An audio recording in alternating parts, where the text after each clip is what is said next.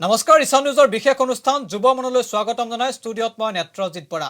কা আন্দোলন শেষ হোৱাই নাই ৰাজ্যত এতিয়া ৰাজনৈতিক দল গঠনৰ প্ৰতিযোগিতা আৰম্ভ হৈছে। অজিত ভূঞাৰ নেতৃত্বত গঠন হ'ল নতুন ৰাজনৈতিক দল। তাৰ পাছতে আছু আৰু কৃষক মুক্তিয়ে নতুন ৰাজনৈতিক দল গঠনৰ কথা আনুষ্ঠানিকভাৱে ঘোষণা কৰিছে। কা আন্দোলনৰ লক্ষ্যই ৰাজনৈতিক দল গঠন আছিল নেকি? নতুন ৰাজনৈতিক দল গঠনে অসমৰ ভৱিষ্যত ৰাজনীতি জীৱনত কেনেদৰে প্ৰভাৱ পেলাব ইত্যাদি বিষয়ত কথা পাতিবৰ বাবে আমি ষ্টুডিঅ'লৈ আমন্ত্ৰণ জনাই আনিছো তিনিগৰাকীকৈ নতুন প্ৰজন্মৰ প্ৰতিনিধি আৰু তিনিগৰাকী প্ৰতিনিধিয়ে ক'ব যে কা আন্দোলনৰ লক্ষ্য কি আছিল, নতুন ৰাজনৈতিক দলে অসমৰ ৰাজনীতিত কেনেদৰে প্ৰভাৱ পেলাব, অসমৰ ৰাইজে নতুন ৰাজনীতি দলক কেনেকৈ আদৰি ল'ব। আৰু আমি প্ৰথমতেই তিনিগৰাকীকৈ স্বাগতম জনাইছো আৰু মই প্ৰথমতে চিনাকি কৰাই দিব বিচাৰিছো আমাৰ লগত উপস্থিত আছে গুৱাহাটী বিশ্ববিদ্যালয়ৰ ছাত্ৰ মনজিৎ শৰ্মা, আমাৰ লগত উপস্থিত আছে কটন বিশ্ববিদ্যালয়ৰ প্ৰাঞ্জল কলিতা,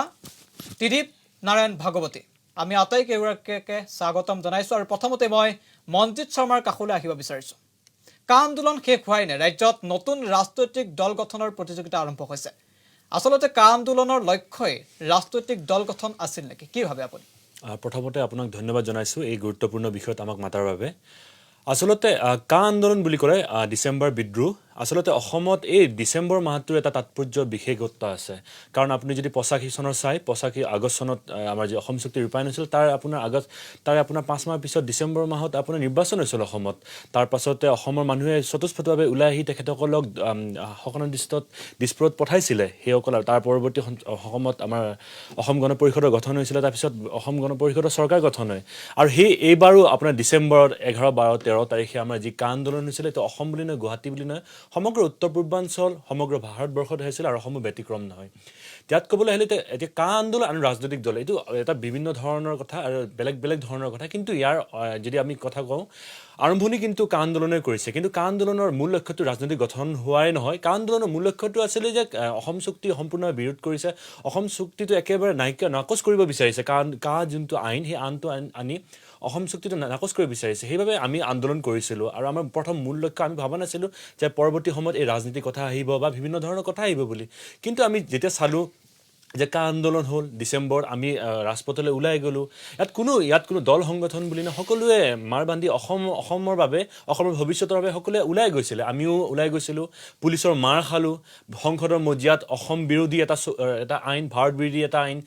গৃহীত হ'ল। অসম চুক্তি যি চৰকাৰে 16 চনত নিজৰ ইস্তাহাৰত কৈছিলে অসম চুক্তি ৰূপায়ণ কৰিম বুলি, আৰু পৰৱৰ্তী সময়ত তেখেতসকলে সেই কা আইন আনি পেলাই সম্পূৰ্ণভাৱে সেইটো যে মিছা সেইখিনি প্ৰতিফলিত কৰিলে।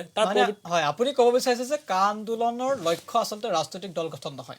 সম্পূৰ্ণভাৱে নহয় কা আন্দোলনৰ। কিন্তু এটা কথা ক'ব বিচাৰিছোঁ, কা ক'ত আনিছিলে? সংসদত আনিছিলে তেখেতসকলে, বিধানসভাৰ মজিয়াত তেখেতসকলে যেনেকুৱা ধৰণৰ বিজেপিয়ে হওক, বিজেপি NDA নেতৃত্বাধীন চৰকাৰক ৰাজ্যসভাত তেখেতসকলে গৃহীত কৰিলে, লোকসভাত গৃহীত কৰিলে, ক'ত কৰিলে? আৰু সেই সম্পূৰ্ণ প্ৰক্ৰিয়াটো আমি যদি চাওঁ সদনৰ মজিয়াত হৈছে। তো সদনৰ মজিয়াত যদি সেই কথাটো গ'ল, ইতিমধ্যে আমাৰ উচ্চ ন্যায়ালয়ত কথাখিনি আছে, কিন্তু যিহেতু একদম উচ্চ ন্যায়ালয়ত গৈছে সেইবাবে সংসদৰ মজিয়াত গৈছে। সেয়া পৰৱৰ্তী সময়ত এতিয়া অসমীয়া মানুহে সদায় মৰম কৰি আহিছে। অসমীয়া মানুহক যদি আমি ভালকৈ কওঁ, অসমৰ ৰাজ্যৰ ইতিহাস যদি আমি চাওঁ, অসমৰ মানুহে সদায় যদি কয় অসমৰ স্বাৰ্থত কোনোবাই যদি মাত মাতিবলৈ বা যিকোনো ৰাজনৈতিক দলে সদায় সেইটো জনতা পাৰ্টীয়ে হওক বা পৰৱৰ্তী সময়ত অসম গণ পৰিষদে হওক, কংগ্ৰেছে হওক বা বৰ্তমান বিজেপিয়ে হওক, তেখেতসকলে পৰিৱৰ্তনৰ যেতিয়া সপোন দেখুওৱাৰ স্বাৰ্থত অসমৰ মানুহে মৰম কৰে। কিন্তু পৰৱৰ্তী সময়ত সদায় তেখেতসকলে কিন্তু জাতিক সদায় প্ৰতাৰণা কৰি আছে। সেইবাবে এতিয়া যোনটো ৰাজনৈতিক দল গঠনৰ প্ৰক্ৰিয়া চলি আছে সেইবাবে তাৰ উকমনি বুলি আমি ভাবোঁ। হয়, মই প্ৰাঞ্জলৰ কাষলৈ আহিব বিচাৰিছোঁ। তেওঁ নিশ্চয় কৈছে যে কা আন্দোলন ৰাজনৈতিক দল গঠনৰ লক্ষ্য নাছিল। মই প্ৰাঞ্জলৰ কাষলৈ আহিব বিচাৰিছোঁ, যিহেতু প্ৰাঞ্জলে সক্ৰিয়ভাৱে অংশগ্ৰহণ কৰা হৈছিল কা আন্দোলনত। কিন্তু অজিত ভূঞাৰ নেতৃত্বত এতিয়া ৰাজনৈতিক দল গঠন হ'ল, আছু আৰু কৃষক মুক্তি আনুষ্ঠানিকভাৱে ঘোষণা কৰিছে ৰাজনৈতিক দল গঠন কৰা হ'ব বুলি। প্ৰশ্ন একেটাই যে কা আন্দোলনৰ লক্ষ্য ৰাজনৈতিক দল গঠনেই আছিল নেকি? কি ভাবে আপুনি? হয়, চাওক, কথাটো হ'ল যে কেৱল কা অনাৰ কাৰণে বিজেপিৰ প্ৰতিহত কৰিব লাগিব তেনেকুৱা কথা নহয়। বিজেপি দলে অসমৰ ৰাইজৰ আগত প্ৰতিশ্ৰুতি দিয়া বহুকেইটা প্ৰতিশ্ৰুতি তেওঁলোকে সফল কৰাত ব্যৰ্থ হৈছে। তেওঁলোকে চৰকাৰ অধিষ্ঠিত হোৱাৰ পিছত তেওঁলোকে অসমৰ ৰাইজৰ প্ৰতি পিঠি দিছে। ৰাজনাথ সিঙে 2013 চনত আহি গেৰুকা মুখত নদী বান্ধৰ বিৰোধিতা কৰিছিলে। নৰেন্দ্ৰ মোদী আহি কৈছিলে যে অসমৰ পৰা সমুদায় বিদেশী খেদা হ'ব। কিন্তু তাৰপিছত তেওঁলোকে অসমৰ সমস্যা তেওঁলোকে পিঠি দি, আনকি তেওঁলোকে EIR দৰে ভয়ংকৰ আইনো আনিছে। গতিকে সকলো সমস্যা পিঠি দি তেওঁলোকে অসমৰ ৰাইজৰ বিপক্ষে থিয় হৈছে আৰু সেইবাবেই নতুন ৰাজনৈতিক দলৰ কথা আহিছে। আৰু যিহেতু কা আন্দোলনৰ লগত নতুন ৰাজনৈতিক দলৰ কথাটো সাঙুৰি ল'ব বিচৰা হৈছে। আমি যদি চাবলৈ যাওঁ ভাৰতবৰ্ষৰ ভিতৰত সকলোতকৈ নৰ্থ ইষ্টতে সকলোতকৈ বেছি কা আন্দোলন হৈছিলে, কেৱল অসম বুলিয়ে নহয়, অসমৰ উপকণ্ঠীয় যিখিনি ৰাজ্য আছে সকলো ঠাইতে কা আন্দোলন বেছিকৈ হৈছিলে। কিন্তু বাকী অসম আৰু ত্ৰিপুৰা বাদ দি বাকী ৰাজ্যসমূহত চৰকাৰে বিজেপি দলৰ অংশীদাৰ হোৱাৰ পিছতো তেওঁলোকে কিন্তু তেওঁলোকৰ ৰাইজৰ পক্ষত থিয় হৈ তেওঁলোকে কিন্তু নিজৰ নিজৰ ৰাজ্যত কা বলবৎ কৰাৰ পৰা তেওঁলোকে নিজৰ ৰাজ্যখনক বিৰত ৰাখিবলৈ তেওঁলোকে সক্ষম হ'ল। কিন্তু অসম চৰকাৰৰ সৰ্বানন্দ সোণোৱাল ডাঙৰীয়া বা হিমন্ত বিশ্ব শৰ্মা ডাঙৰীয়া যিসকল লোকে জাতীয়তাবাদী শিবিৰৰ পৰা গৈ আজি তেওঁলোকে ৰাষ্ট্ৰীয়তাবাদী শিবিৰত গৈ মন্ত্ৰী হৈছে, গতিকে তেওঁলোকে অসমৰ সম্পূৰ্ণ স্বাৰ্থ জলাঞ্জলি দি তেওঁলোকে কা আনিলে। আৰু প্ৰকৃতাৰ্থত বিচাৰিছে অকল কায়ে নহয়, নতুন ৰাজনৈতিক দলৰ প্ৰয়োজন আছে বুলি আপুনি ক'ব বিচাৰিছে? হয়, নিশ্চয় আছে, নিশ্চয়। কিয়নো যি অসম আন্দোলন হৈছিলে, অসম আন্দোলনৰ 855 জন শ্বহীদ হোৱাৰ পিছত অসম গণ পৰিষদ গঠন হৈছিলে। আৰু অসম গণ পৰিষদে আজিৰ তাৰিখত কি পৰ্যায়ত ৰাইজক চূড়ান্তভাৱে তেওঁলোকে যি ৰাইজক লগত থকা নাই, চূড়ান্তভাৱে তেওঁলোকে ব্যৰ্থ হৈছে ৰাইজৰ লগত থাকিবলৈ। গতিকে তাৰ পিছত অসমত এক জাতীয়তাবাদী শক্তিৰ নিশ্চয় প্ৰয়োজন আছে। কিয়নো আমি দেখিছোঁ যে অসমত বিধানসভাত খুব বেছি 14খনকৈ আসন আছে। গতিকে এই 14খন আসনক লৈ এনেও দিছপুৰে বা দিল্লীয়ে মাথা মাৰি নাথাকে। তেওঁলোকে মূল লক্ষ্যটো হৈছে যে ইয়াৰ পৰা তেওঁলোকে সম্পদখিনি আহৰণ কৰি নিব লাগে। অসমৰ যি কেঁচা মাল আছে, অসমৰ যি প্ৰাকৃতিক সম্পদ আছে, এই সকলোবোৰ লৈ গৈ তেওঁলোকে ডাঙৰ ডাঙৰ ব্যৱসায়ৰ হাতত তুলি দিব লাগে। গতিকে তেওঁলোকৰ মূল লক্ষ্য এইটো। গতিকে তেওঁলোকৰ যিখিনি ৰাজনৈতিক ইছ্যু, এই ৰাজনৈতিক ইছ্যুখিনি হৈছে তেওঁলোকৰ মধ্যপ্ৰদেশৰ লগত জড়িত, তেওঁলোকৰ ৱেষ্ট বেংগলৰ লগত জড়িত, ৰাজস্থানৰ লগত জড়িত, য'ত বিধানসভা য'ত আচলতে লোকসভাৰ বেছি আসন আছে তাক লৈ জড়িত। কিন্তু অসমক লৈ তেওঁলোক কোনোপধ্যে জড়িত নহয়। গতিকে অসমৰ এজন নেতা গৈ আজিৰ তাৰিখত ৰাষ্ট্ৰীয় পৰ্যায়ত গৈ কোনোবা ধৰণৰ ভাল কাম কৰিব পাৰে বা নিজৰ কথা ৰাখিব পাৰে, তেনেকুৱা পৰ্যায়ত নাই। গতিকে অসমখনৰ কথা অসমৰ মানুহে খুদ নিজে চিন্তা কৰিব লাগিব। আৰু তাৰ বাবে এক শক্তিশালী, অগপক বাদ দি এক শক্তিশালী আঞ্চলিক দলৰ ইয়াত প্ৰয়োজন আছে। আৰু বিগত সময়ত দেখিছোঁ কেইবাখনো ৰাজ্যত ৰাষ্ট্ৰীয়বাদী দলসমূহে আঞ্চলিক শক্তিসমূহৰ লগত লগ হৈ তেওঁলোকে চৰকাৰ গঠন কৰিব লগা হৈছে। আৰু যাৰ বাবে সেই ৰাজ্যসমূহৰ আজি যথেষ্ট ভাল অৱস্থা, কাৰণ তাত সেই আঞ্চলিক দলসমূহে নিজৰ ৰাজ্যসমূহৰ যি এজেণ্ডা, এই ইছ্যু বলিষ্ঠভাৱে ৰাখিব পাৰিছে। আৰু তাৰ বাবে বিজেপি বাধ্য হৈছে তেওঁলোকৰ লগত কাম কৰিবৰ বাবে। আৰু সেই কাম অসমতো প্ৰয়োজন আছে। আৰু সেইবাবে নতুন ৰাজনৈতিক দলৰ প্ৰসংগ আপুনি ক'ব বিচাৰিছে আন্দোলনে নহয়, শাসনাধিষ্ঠ চৰকাৰখনে প্ৰতিশ্ৰুতি পূৰণত ব্যৰ্থ হৈছে, যাৰ বাবে ৰাজনৈতিক দল লাগে, আপুনি সেইটোৱে ক'ব বিচাৰিছে? হয়, মই ত্ৰিদীপৰ কাষলৈ আহিব বিচাৰিছোঁ যে নাগৰিকত্ব সংশোধনী আইনৰ বিৰুদ্ধে আন্দোলন হ'ল, প্ৰথমতে বিধেয়ক আছিলে, আইনত পৰিণত হ'ল, এটা ধাৰণা দিয়া হ'ল নাগৰিকত্ব সংশোধনী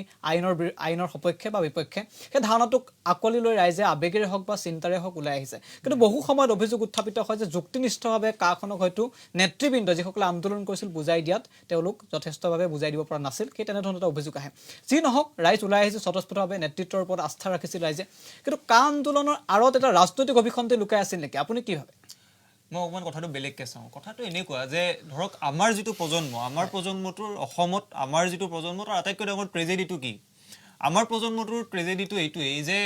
আমাৰ যি দুটা ৰাষ্ট্ৰীয়তাবাদী দল আজিৰ তাৰিখত অসমত আছে, কংগ্ৰেছেই হওক বা বিজেপিয়েই হওক, তেওঁলোকে কেতিয়াও অসমীয়া মানুহৰ, অসমৰ খিলঞ্জীয়া মানুহৰ কথাক লৈ ৰাজনীতি কৰিবলৈ আজিকালি এৰি দিছে।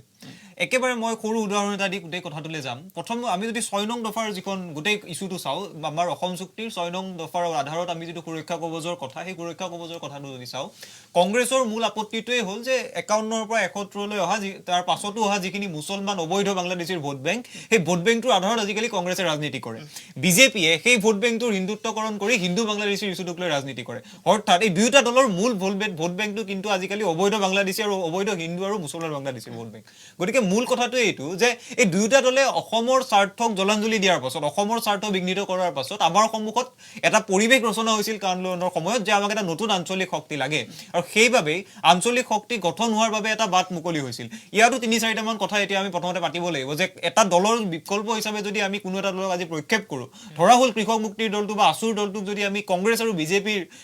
বিকল্প হিচাপে প্ৰক্ষেপ কৰোঁ, তাতকৈ সেই নতুন দলটোৰ আদৰ্শ, মতাদৰ্শ আৰু নতুন দলটোৰ চিন্তা চৰ্চাবোৰ কেনেকুৱা হ'ব, তেওঁলোকৰ হাতত এখন অৰ্থনৈতিক ৰূপৰেখা আছেনে নাই, তেওঁলোকৰ হাতত অসমখন সুন্দৰ কৰাৰ বাবে কিবা বাস্তৱসন্মত কৰ্মসূচী আছেনে নাই, সেই কথাবোৰ কিন্তু আমি অতি যুক্তি সহকাৰে চাব লাগিব। কিন্তু বাস্তৱ কথাটো এইটো যে অহা 20 বা 30 বছৰৰ পিছত এই দুয়োটা সাম্প্ৰদায়িক শক্তি, এফালে অবৈধ হিন্দু বাংলাদেশীখিনি, এফালে অবৈধ মুছলমান বাংলাদেশীখিনি, এই দুয়োটা শক্তিয়ে কিন্তু অসমত অসমীয়া খিলঞ্জীয়া মানুহৰ স্বাৰ্থ বিঘ্নিত কৰি তুলিব। গতিকে এই সময়ত আমাৰ সন্মুখত থকা একমাত্ৰ সুবিধা আৰু একমাত্ৰ সুযোগটো এইটো যে আঞ্চলিক দল এটা খুলি, আঞ্চলিক দল এটাৰ জৰিয়তে আমাৰ কণ্ঠ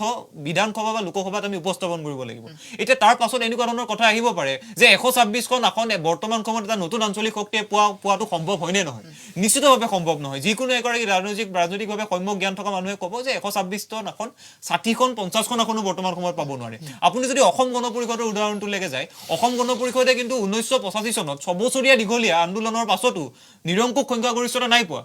অসম গণ পৰিষদে নিৰংকুশ সংখ্যাগৰিষ্ঠতা পাই এককভাৱে চৰকাৰ গঠন কৰিব নোৱাৰিলেহেঁতেন ঠিক একেদৰে অসমত যদি আমি বৰ্তমান সময়তো চাওঁ যে এই নতুন দলটোৱে হ'ব পাৰে নতুন দলটোৱে 10খন আসন পাব পাৰে 20খন আসন পাব পাৰে নতুন দলটোৱে একক সংখ্যাত আসন পাব পাৰে কিন্তু মূল কথাটো এইটো কাৰ সময়ত আমি যিটো অসুবিধা পাইছিলো যে আমি যিখিনি কথা ৰাজপথত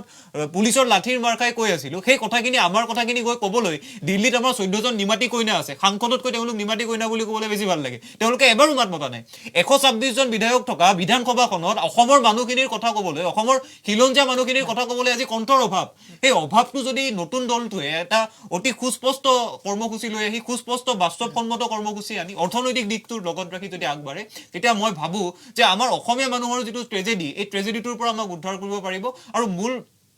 মূল কথাটো এইটো যে কা আন্দোলনটো কেতিয়াও বহু সময়ত কৈ থকা হয় আজিকালিতো এনেকুৱা ধৰণৰ কথা বতৰা আৰম্ভ হৈছে যে কা আন্দোলনটো নাটক আছিল নেকি কা আন্দোলনৰ জৰিয়তে কোনোবাই ৰাজনৈতিক অভিগন্ধি পূৰণ কৰিব পাৰিছে নেকি এই কথাবোৰত আমি যিহেতু কা আন্দোলনৰ নেতৃত্ব লৈছিলোঁ কটন বিশ্ববিদ্যালয়ৰ ফালৰ পৰা বা ছাত্ৰ সমাজৰ ফালৰ পৰা আমি এই কথাটোৱে স্পষ্ট কৰি দিওঁ যে কা আন্দোলনটোক আপোনালোকে যদিহে নাটক বুলি ক'বলৈ বিচাৰে তাত আমি প্ৰথম আপত্তিটো আমি এইকাৰণেই কৰিম কাৰণ মাৰ খাইছিল আমাৰ ল'ৰা ছোৱালীবিলাকে মাৰ খাইছিল কটন বিশ্ববিদ্যালয় গুৱাহাটী বিশ্ববিদ্যালয় ডিব্ৰুগড় বিশ্ববিদ্যালয়ৰ ল'ৰা ছোৱালীবিলাকে শ্বহীদ হৈছিল 5জন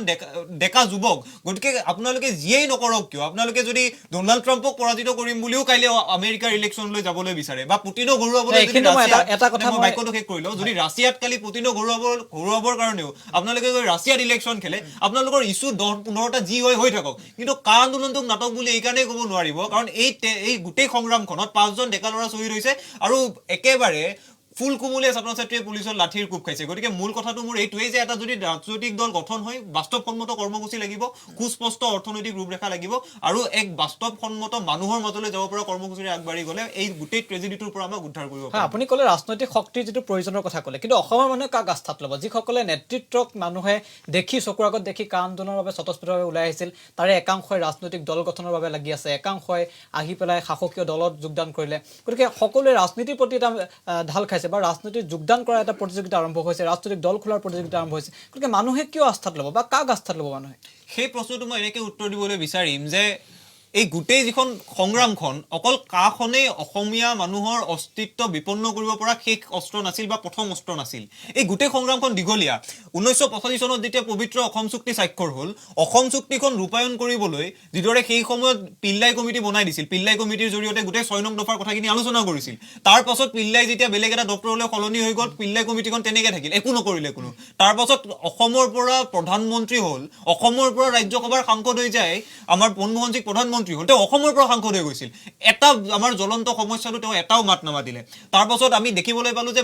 আমাৰ নৰেন্দ্ৰ মোদীৰ চৰকাৰ আহিল সৰ্বানন্দ সোণোৱাল জাতীয় নায়ক সৰ্বানন্দ সোণোৱাল মুখ্যমন্ত্ৰী হ'ল সৰ্বানন্দ সোণোৱালৰ দিনতো সীমান্ত চিল নহ'ল সৰ্বানন্দ সোণোৱালৰ দিনতো তেওঁলোকে নতুনকৈ কা আনিলে ভূমিৰ অধ্যাদেশ আনিবলৈ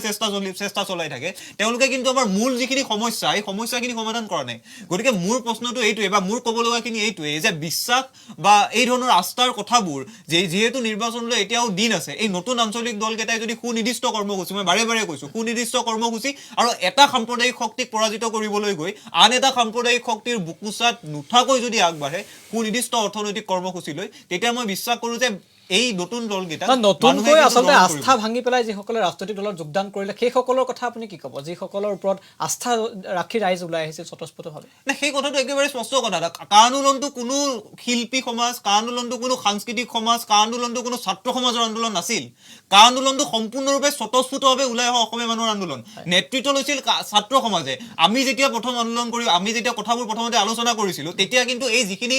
শিল্পী আজি স্বয়ম্ভূ নেতা হৈছে তেওঁলোকে পুনৰ শাসনাধিষ্ঠ দলটোৰ মাজলৈ ঘূৰি গৈ কা আন্দোলনটো শেষ কৰি দিম বুলি ভাবিছিলে তেওঁলোক কিন্তু আমাৰ লগত নাছিল আমি যেতিয়া প্ৰথমতে ছাত্ৰ সমাজে আন্দোলনটো কৰিছিলোঁ এই যিখিনি নেতা বা যিখিনি স্বয়ম্ভূ নেতাই আজি পুনৰ ভাৰতীয় জনতা পাৰ্টিত গৈ যোগদান কৰিছে তেওঁলোক পাছত আহি লগ লগা মানুহ গতিকে তেওঁলোক আঁতৰি যোৱা মানে আন্দোলনটো শেষ হৈ যোৱা কথা নহয় কাৰণ তাৰ মূল চৰ্তকেইটা আমি এতিয়াও কওঁ যদিহে আমাৰ 6ষ্ঠ অনুসূচী থকা অঞ্চলবিলাকত কা ভয়াৱহ হয় ইনাৰ লাইন পাৰ্মিট থকা অঞ্চলবিলাকত কা ভয়াৱহ হয় আমাৰ কাৰণে কিয় ভয়াৱহ নহ'ব সেই মূল যুক্তিকেইটা আমি এতিয়াও অটল আছো খালি মূল কথাটো এইটো যে কাক যদি কোনোবাই নাটক বুলি কয় সেই কথাটোত কিন্তু ছাত্ৰ সমাজে প্ৰথমতে বিৰোধিতা কৰিব কাৰণ আমি লাঠিৰ কোব খাইছো আমাৰ ল'ৰা ছোৱালীয়ে মাৰ খাইছে আমাৰ ল'ৰা ছোৱালীয়ে গৈ জয় অসম বুলি চিঞৰোতে পুলিচে কোবাইছে আমাৰ ল'ৰা ছোৱালীয়ে গামোচা পাৰি যেতিয়া অসম সংগীত গাইছে তাৰ পাছতো পুলিচৰ অত্যাচাৰ বন্ধ হোৱা নাই এই গোটেই ঘটনাবিলাক অসমৰ মানুহে গুৱাহাটীৰ মাজমজিয়াত দেখা ঘটনা গতিকে ইয়াত কোনো শিল্পীয়ে যদি বা যিকোনো মানুহে যদি কালি ছাত্ৰ সমাজৰ কোনোবাই গৈও বেলেগ এটা দলত বা শাসনাধিষ্ঠ দলটোলৈ যায় কা আন্দোলনটো নাটক বুলি ক'ব এইকাৰণেই নালাগে কাৰণ ইয়াত অসমীয়া মানুহৰ আবেগ সেই গোটেই কথাখিনি জড়িত হৈ মই আছে মঞ্জিত শৰ্মাৰ কাষলৈ আহিব বিচাৰিছো যিহেতু বহুতা বিভক্ত আমাক ৰাজনৈতিক দলৰ প্ৰয়োজন নে আমাক সবল নেতৃত্বৰ প্ৰয়োজন আপুনি কি ভাবে প্ৰথমতে ইয়াৰ উত্তৰ দিবলৈ মই এনেকুৱা ধৰণৰ বিচাৰিম যে সকলো উত্তৰ প্ৰশ্নটো যি ধৰণৰ প্ৰশ্নই আহক তাৰ এটা উত্তৰ যে সময় হ'ল সকলো প্ৰশ্নৰ এটা সঠিক উত্তৰ সেইবাবে আমি সময়টোলৈ ৰখাটো উচিত প্ৰথম কথা আৰু দ্বিতীয় কথাটো যে এতিয়া বৰ্তমান যেনেকুৱা ধৰণৰ ৰাজনৈতিক অসমত যেনেকুৱা ধৰণৰ বাতাবৰণৰ সৃষ্টি হৈছে আমি সকলোৱে জানো যে অসমত 126টা সমষ্টি আছে 126টা সমষ্টিত বেলেগ বেলেগ ধৰণৰ ইছ্যু হ'ব কিন্তু মূলতে এটা কথা ক'ব বিচাৰিছোঁ যে এই নতুন আঞ্চলিক ৰাজনৈতিক দলৰ যে উত্থানৰ কথা বা যি গঠনৰ প্ৰক্ৰিয়া চলি আছে সমগ্ৰ অসমত ইয়াৰ মূলতে আছে কা আন্দোলন সেইটো আমি সকলোৱে অস্বীকাৰ কৰিবও নোৱাৰোঁ কিয় সদায় অসমীয়া মানুহে আমি সদায় ঠগন খাই আহিছোঁ কাৰ দিল্লীৱালাৰ কেতিয়াবা গুজৰাটৰ পৰা কোনোবা আহিব কেতিয়াবা কোনোবা আহি পেলাই ইয়াৰ পৰাই প্ৰধানমন্ত্ৰী লৈ যাব কিন্তু অসমীয়া মানুহে কেতিয়াও তাৰ বৰঞ্চ যেনেকুৱা অসমৰ হকে কিবা পাব লাগিছিল এনেকুৱা পোৱা নগ'ল তাৰ বাবে 85 চনৰ যেতিয়া আমাৰ পবিত্ৰ অসম চুক্তি যেতিয়া ৰূপায়ণ হ'ল যেতিয়া স্বাক্ষৰৰ পিছত অসমীয়া মানুহে এটা আশাক দেখিছিলে এজিপিৰ মুখলৈ চাইছিলে আমি ভাবিছিলোঁ তেতিয়া আমাৰ মা দেউতাহঁত যেতিয়া আন্দোলনকাৰী আছিলে তেখেতসকলে ভাবিছিলে যে এজিপিয়ে কেতিয়াবা ভৱিষ্যতৰ দিনসমূহত যি তেখেতসকলে কৈছিলে অসমীয়া ৰাইজৰ আগত তেখেতসকলে সেইখিনি সঁচা অৰ্থত তেখেতসকলে কাৰ্যকৰী কৰিব কিন্তু পৰৱৰ্তী দিনসমূহত সেইটো দেখা নহ'ল 67 আসন দিলে আমাৰ অসমৰ ৰাইজে 67 আসন দিলে 4 মাহৰ পিছতে ইলেকশ্যন হ'ল ডিচেম্বৰ মাহত তাৰ পৰৱৰ্তী সময়ত এজিপিয়ে বাওঁ দলৰ লগত সংগঠিত হৈ পেলাই তেখেতসকলে চৰকাৰ গঠন কৰিলে তাৰপিছত 15 বছৰ কংগ্ৰেছৰ শাসন তাৰপিছত এই বৰ্তমান পৰিৱৰ্তনকামী এটা বিজেপি আমি সকলোৱে কথা গম পাওঁ তাৰ পিছতে এই আঞ্চলিক শক্তিৰ কথা আহিছে আৰু ইয়াৰ এটা কথা কওঁ যে বৰঞ্চ এতিয়া যি বাতাবৰণ সৃষ্টি হৈছে তাত আমি সন্দেহ কৰিব নালাগে প্ৰথম কথাটো হৈছে সকলোৰে কিন্তু যি আত্ম আস্থা বা যিসকল আত্মসন্মান সকলোৰে কিন্তু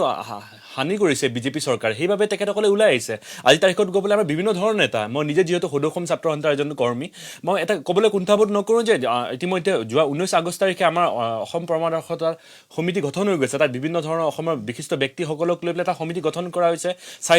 চাৰিটা তেখেতসকলে বিষয়ৰ ওপৰত তেখেতসকলে পৰৱৰ্তী সময়ত তেখেতসকলে নিজৰ বক্তব্য আগবঢ়াব নিজৰ অভিমত আগবঢ়াব পৰামৰ্শ আগবঢ়াব তাৰ পৰৱৰ্তী সময়ত ছাত্ৰ সন্থা বা অসমৰ ৰাইজৰ যি আহ্বান সেই আহ্বান শুনি আমি আগবাঢ়ি যাম এটা প্ৰশ্ন আপোনালৈ কৰিব বিচাৰিছো আপুনি ক'লে ৰাজনৈতিক দল আছে কিন্তু অসমৰ ৰাইজৰ হৈ মাত মতা নাই বা অসমৰ ৰাইজৰ যিসমূহ আস্থা বা আশা সেই আশাসমূহ পূৰণ কৰাত ব্যৰ্থ হৈছে অৰ্থাৎ আমাক তেতিয়াহ'লে সবল নেতাৰ প্ৰয়োজন সবল ব্যক্তিত্বৰ নেতাৰ প্ৰয়োজন সবল যুক্তিবাদী নেতাৰ নিশ্চয় প্ৰয়োজন আছে নেতৃত্বৰ প্ৰয়োজন সঁচা অৰ্থত এইটো আপোনাৰ ওপৰত মই একদম সহমত জনাম আৰু এটা কথা কওঁ যে আপোচহীন আমাক এটা নেতা লাগে যিসকলে অকল গাদী দখল কৰা বা দিছপুৰত যোৱাৰ তেখেতলোকৰ শেষ লক্ষ্য নহয় অসমৰ হকে তেখেতসকলে ওলাই আহক অসমৰ হকে বিধানসভাত গৈ পেলাই বা সংসদৰ মজিয়াত গৈ তেখেতসকলে মাতক এনেকুৱা নাই আৰু এটা কথা কওঁ সকলো বস্তু কিন্তু সময়ৰ লগত সলনি হয় এইটো আমি জানো যে বৰ্তমান এতিয়া বিজেপি আছে কোনেও 2011 চনত আমি যেতিয়া মহাবিদ্যালয়ৰ ছাত্ৰ আছিলোঁ যেতিয়া কোনোবাই যদি আমাক সেই সময়ত কংগ্ৰেছৰ যেতিয়া আমি শাসন দেখিছিলোঁ আৰু যেতিয়া কোনোবাই যদি আমাক ক'লেহেঁতেন যে বিজেপি আহিব 2016ত আমি তেতিয়া মই নহয় অসমৰ সকলো জনগণে হাঁহিলেহেঁতেন আৰু সেইবাবে তেনেকৈ তেখেতসকলে 2016ত তেখেতসকলে আসন আহিল পৰৱৰ্তী সময়ত যে আঞ্চলিক দল যদি গঠন হ'ব যেনেকুৱা ধৰণৰ আঞ্চলিক গঠন হ'ল আৰু ইতিমধ্যে কোৱা হৈছে সমভাৱাপন্ন বা আদৰ্শগত মিল থকা এইটো নহয় যে কা আন্দোলন কৰিবলৈ আমি সকলোৱে একগোট হ'ম কা আন্দোলন AIDF কৰিছিলে কা আন্দোলন কংগ্ৰেছেও কৰিছিলে সেই বুলি কৈ পেলাই আমি যদি কংগ্ৰেছৰ AIDF লগত লগ লাগিবলৈ যদি কোনোবাই আহ্বান দিয়ে তাত কিন্তু আমি সম্পূৰ্ণভাৱে প্ৰথমতে আমি তৃণমূল পৰ্যায়ৰ কৰ্মীসকলে আমি কিন্তু তাৰ বিৰুদ্ধে থিয় হ'ম এটা কথা কৈছোঁ যে কা আন্দোলন কৰা মানে যে আমি একেলগে থিয় হ'ব লাগে সেইটো হ'ব নালাগে কাৰণ আমি প্ৰথমতে যদি আমি আপোচহীন নহওঁ কাৰণ ইতিমধ্যে আমি যদি ৰাইজৰ আগত গৈ পেলাই আমি আপোচহীন যিহেতু বাৰে আপোচহীন শক্তি এটা জন্ম হোৱাত আমি সকলোৱে বিচাৰোঁ প্ৰথমতে যদি আমি কম্প্ৰমাইজ কৰি দিওঁ তেনেহ'লে অসমীয়া ৰাইজে ভৱিষ্যতে আহিবলগীয়া দিনসমূহত আমাৰ বিশ্বাস নকৰে আৰু ইতিমধ্যে আমাৰ ছাত্ৰ সন্থাৰ মজিয়াৰ পৰা সেইখিনি কথা ইতিমধ্যে কৈছে অসমৰ ৰাইজৰ সেইটো আহ্বান সেই আহ্বানটো আমি শুনিব লাগে আৰু পৰৱৰ্তী সময়ত সেইখিনি কামৰ ওপৰত কাৰ্যসূচী কৰিব লাগে আৰু এটা কথা ভাল লাগিছে যাতে আমি দেখিছিলোঁ যে আগত ছাত্ৰ সন্থাৰ পৰা ওলাই যোৱা এতিয়া বৰ্তমানতে ছাত্ৰ সন্থাৰ পৰা ওলাই যোৱা বহু নেতা প্ৰাক্তন সভাপতি প্ৰাক্তন সাধাৰণ সম্পাদক বৰ্তমান বিধানসভাৰ মজিয়াত আছে বৰ্তমানৰ মুখ্যমন্ত্ৰী সৰ্বানন্দ সোণোৱাল ডাঙৰীয়া সদৌ অসম ছাত্ৰ সন্থাৰ প্ৰাক্তন সভাপতি আছিলে তাৰপৰা আৰু আমাৰ যিখিনি কেন্দ্ৰীয় মন্ত্ৰী কেবিনেটতে হওক বা সাংসদতে হওক তপন গগৈ হওক সকলো এতিয়া বৰ্তমান কিন্তু সকলোৱে কিন্তু আমাক কি কৰে জাতিক ঠগালে আৰু সেইটো কেতিয়া সদৌ অসম ছাত্ৰ সন্থাৰ মজিয়াৰ পৰা কেতিয়াও অস্বীকাৰ কৰা নাই আমি হয়তো গ্ৰহণ কৰিছোঁ। প্ৰাঞ্জলৰ কাষলৈ যাব বিচাৰিছোঁ। কৃষক মুক্তি সংগ্ৰাম সমিতিয়ে নতুন ৰাজনৈতিক দল গঠন কৰিব, ইতিমধ্যে আনুষ্ঠানিকভাৱে ঘোষণা কৰিছে। কৃষক মুক্তি সংগ্ৰাম সমিতিৰ নেতৃত্বত যিটো নতুন আঞ্চলিক ৰাজনৈতিক দল গঠন হ'ব, সেই ৰাজনৈতিক দলটোক মানুহে কিয় আস্থাত বুলি ভাবে আপুনি? চাওক, প্ৰথম কথাটো হ'ল যে কৃষক মুক্তি সংগ্ৰাম সমিতিৰ উদ্যোগত ৰাজনৈতিক দল এটা হ'ব, কিন্তু কৃষক মুক্তি সংগ্ৰাম সমিতি এতিয়া যি পৰ্যায়ত আছে, আগলৈ অনাগত সময়লৈ কৃষক মুক্তি সংগ্ৰাম সমিতি সদায় ৰাইজৰ পক্ষত থাকিব। যদি অনাগত সময়ত গৈ কৃষক মুক্তি সংগ্ৰাম সমিতিৰ পৰা গৈ যদি ৰাজনৈতিক দলে যদি অসমৰ ৰাইজৰ বিপক্ষে কাম কৰে, তেতিয়াও কৃষক মুক্তিয়ে আজিৰ তাৰিখত যেনেকৈ আন্দোলন কৰি আছে, সেই একে পৰ্যায়ৰে আন্দোলন কৰিব। গতিকে আমি অসমৰ ৰাইজক কৃষক মুক্তি দল হিচাপে নহয়, আমি আমাৰ যিখন আমাৰ কৰ্মসূচী, কৰ্মসূচীখনৰ নামেই দিয়া হৈছে যে অসমবাসীৰ জাতীয় কৰ্মসূচী। আৰু অসমবাসীৰ জাতীয় কৰ্মসূচীখনক অসমীয়া জাতিৰ দলিল হিচাপে এখনক আচলতে আমি প্ৰস্তুত কৰিছোঁ। গতিকে অসমবাসীৰ জাতীয় কৰ্মসূচীখনত অসমবাসীৰ প্ৰকৃত সমস্যা থাকিব। ইয়াত কৃষক মুক্তিৰ সমস্যা নাথাকে যে কৃষক মুক্তিয়ে অমুক সমস্যা ভোগ কৰিছে, তেনেকুৱা নহয়। যে অসমৰ ৰাইজে কি সমস্যা ভোগ কৰিছে আৰু এই সমস্যাসমূহৰ সমাধান কি হ'ব। কেৱল সমস্যাৰ কথা আমি কৈ থাকিলে নহ'ব, এই সমস্যাসমূহৰ আমি সমাধানৰ বাবে আগবাঢ়িব লাগিব। আৰু এই সমস্যাসমূহৰ সমাধানৰ বাবে অসমৰ ৰাইজৰ ওচৰলৈ যোৱা হ'ব, আৰু অসমৰ ৰাইজে যিসমূহ সমস্যা আমাক অৱগত কৰিব, সেই সমস্যাসমূহক লৈ অসমৰ ৰাইজৰ দ্বাৰা গঠিত হ'ব কৃষক মুক্তি সংগ্ৰাম সমিতিৰ দল। আৰু আমি আশা কৰিছোঁ যে যেনেকৈ অসমৰ ৰাইজে কা আন্দোলনৰ সময়ত ওলাই আহিছে, অসমৰ ইমূৰৰ পৰা সিমূৰৰ ৰাইজ ওলাই আহি কা আন্দোলনত জঁপিয়াই পৰিছে, গতিকে ঠিক তেনেকৈ যি নতুন আঞ্চলিকতাবাদী শক্তিৰ কথা কোৱা হৈছে, কেৱল কৃষক মুক্তিৰ নেতৃত্বত বুলিয়ে নহয়, কৃষক মুক্তি সংগ্ৰাম সমিতিয়ে সদায় কৈ আছে যে সকলো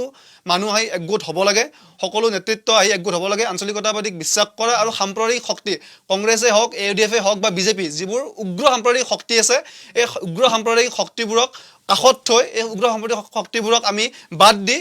নতুন যিখিনি আঞ্চলিকতাবাদী শক্তিয়ে আমাৰ অসমখনক উন্নয়ন কৰাৰ যি সপোন দেখিছে, সেই সকলোখিনি আহি একলগ হৈ অসমৰ ৰাইজৰ হৈ নিৰ্বাচনত অৱতীৰ্ণ হৈ আচলতে দিছপুৰ দখল কৰিব লাগে। আমাৰ টিডিপিৰ কাষলৈ আহিব বিচাৰোঁ। টিডিপিয়ে ইতিমধ্যে পূৰ্বে উল্লেখ কৰিছে যে অসমত আঞ্চলিকতাবাদ এটা শক্তিৰ প্ৰয়োজন আছে, কিন্তু কেনেধৰণৰ আঞ্চলিকতাবাদৰ প্ৰয়োজন? অসম গণ পৰিষদৰ নিচিনা আঞ্চলিকতাবাদ নে আছুৰ নেতৃত্বৰ গঠন হ'ব লগা নতুন ৰাজনৈতিক দলৰ দৰে এক আঞ্চলিকতাবাদ, নে আঞ্চলিকতাবাদৰ ধাৰণাটো কেনেধৰণৰ বুলি ভাবে? কেনেধৰণৰ এটা দলৰ প্ৰয়োজন বুলি ভাবে আপুনি ভাবে? অসমৰ ইতিহাস যেতিয়া আমি পঢ়োঁ বা অসমৰ ইতিহাসৰ বিষয়ে যেতিয়া আমি অধ্যয়ন কৰোঁ, আমি দুটা কথা দেখিবলৈ পাওঁ। মানুহে কৈ থাকে যে আমাক কেন্দ্ৰই অৱহেলা কৰে, কেন্দ্ৰই বঞ্চনা কৰে বা প্ৰতাৰণা কৰে, প্ৰবঞ্চনা কৰে, সেই এটা অধ্যায়। আৰু দ্বিতীয় অধ্যায়টো হৈছে যে আমাৰ নিজৰ মানুহখিনিয়ে কৰা আমাৰ বিশ্বাসঘাতকতাৰ ইতিহাসটো। প্ৰফুল্ল মহন্ত দিল্লীৰ মানুহ নাছিল, অসমীয়া মানুহ আছিল। তৰুণ গগৈ দিল্লীৰ মানুহ নাছিল, অসমীয়া নিজৰ মানুহ আছিল। সৰ্বানন্দ সোণোৱাল অসমৰ জাতীয় নায়ক আছিল, দিল্লীৰ মানুহ নাছিল। এই মানুহখিনিয়ে আমাক অত বছৰে কৰি অহা যি বিশ্বাসঘাতকতাৰ দলিলখন, এই দলিলখন কিন্তু আমাৰ নিজৰ মানুহে ৰচা দলিল। সেইকাৰণে মই এই কথাটোৱে বিশ্বাস কৰোঁ যে আৰু এই সময়তে এনেকুৱা ধৰণৰ প্ৰশ্ন আহিব পাৰে যে এই নতুন দলটোৱে গৈ কংগ্ৰেছ AUDFৰ লগত মিত্ৰতা কৰিব নেকি বিজেপিক প্ৰতিহত কৰাৰ স্বাৰ্থত। মোৰ কথাটো একেবাৰে স্পষ্ট যে এটা সাম্প্ৰদায়িক শক্তিক পৰাজিত কৰিবলৈ গৈ যদি আমি আন এটা সাম্প্ৰদায়িক শক্তিৰ বুকুচাত উঠো, সেই গোটেই ভুলটো কিন্তু এটা ঐতিহাসিক ভুল হ'ব। সেই গোটেই ভুলটো এইকাৰণে ঐতিহাসিক ভুল হ'ব কাৰণ আমাৰ সন্মুখত বিপদ দুটা, বিপদ এটা নহয়। কেৱল হিন্দু বাংলাদেশীৰ বিপদটোৱে আমাৰ সন্মুখত বিপদ নহয়। অবৈধ মুছলমান বাংলাদেশীয়ে অসমত সৃষ্টি কৰা যি পৰিৱেশ, অসমৰ পৰিৱৰ্তিত যি জনগাঁথনি, এই দুয়োটা বিপদৰ লগত আমি একেলগে যুঁজিব লাগিব। গতিকে নতুন যিটো আঞ্চলিক শক্তি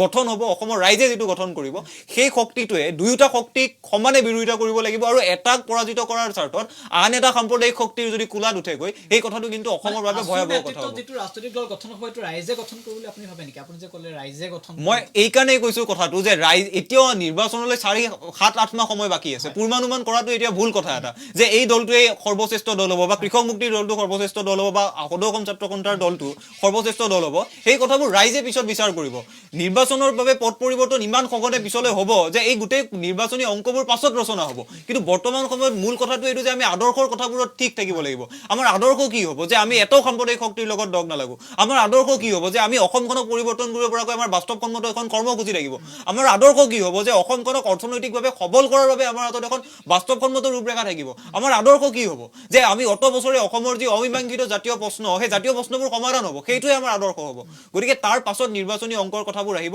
আৰু মই কথাটো বিশ্বাস কৰোঁ এই দলটোৱে যদি গৈ 12খন 13খন 14খন আসনো পায় 126খনৰ ভিতৰত, সংসদত গৈ যদি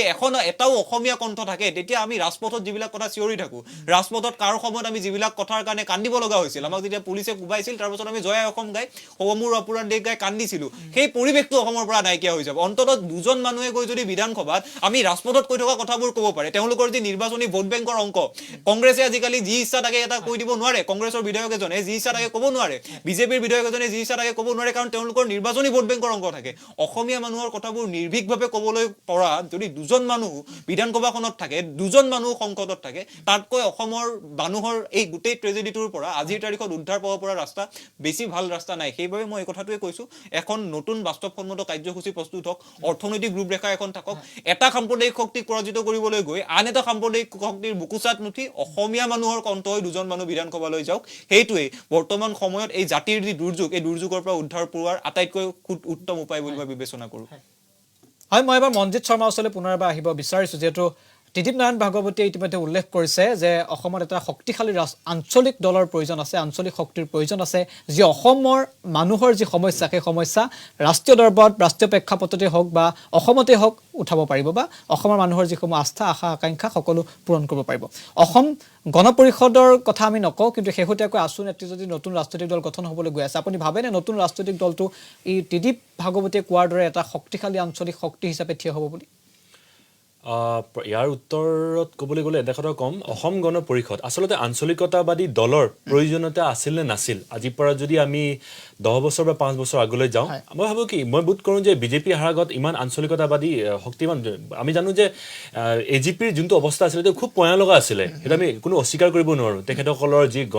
গাঁথনিখিনি আছিলে জনগাঁথনি বা তেখেতসকলৰ যোনটো দলৰ যিটো কৰ্মসূচী বা তেখেতৰ যি কৰ্মপন্থা সেই সকলো চাই পেলাই খুব পয়া লগা অৱস্থা আছিলে কিন্তু এটা কথা যাৰ উত্থান আছে তাৰ পতন আছে সেইটো ৰাজনীতিত আমি সেইটো কথা জানো সেইটো সকলোৱে জানে ৰাজনীতি বুলি নহয় মানুহৰ জীৱন ৰূপৰেখাটো তেনেকুৱা কাৰোবাৰ যদি কেতিয়াবা উত্থান আছে কাৰোবাৰ পতন হয় ৰাজনৈতিক দলতো তেনেকুৱা ৰাজনৈতিক দলো ব্যতিক্ৰম নহয় আৰু দ্বিতীয়তে ক'বলৈ আহিলে ৰাজনীতিত তিনিটা বস্তু খুব সদায় মানুহে সেই তিনিটা বস্তু যদি কোনোবা ৰাজনৈতিক দলৰ লগত থাকে সেই ৰাজনৈতিক দলৰ উত্থান হয় সেইটো হ'ল সময় অৰ্থাৎ টাইমিং চিটুৱেশ্যন অৰ্থাৎ পৰিৱেশ আৰু কপাল ডেষ্টিনি এই তিনিটা বস্তু যদি কাৰোবাৰ লগত থাকে ৰাজনীতিক দলৰ উত্থান হ'বই তো ইয়াৰ উত্তৰ এনেকুৱা ধৰণৰ যদি এজিপি যদি আঞ্চলিক দল সঁচা অৰ্থত হৈ থাকিলে হয় তেখেতসকলে যে কান্দি কান্দি যে অতুল বৰা আহিছিলে যেতিয়া কৈছিলে যে মোৰ আয়ে কৈ আহিলে সৰ্বানন্দ সোণোৱালক এনেকুৱা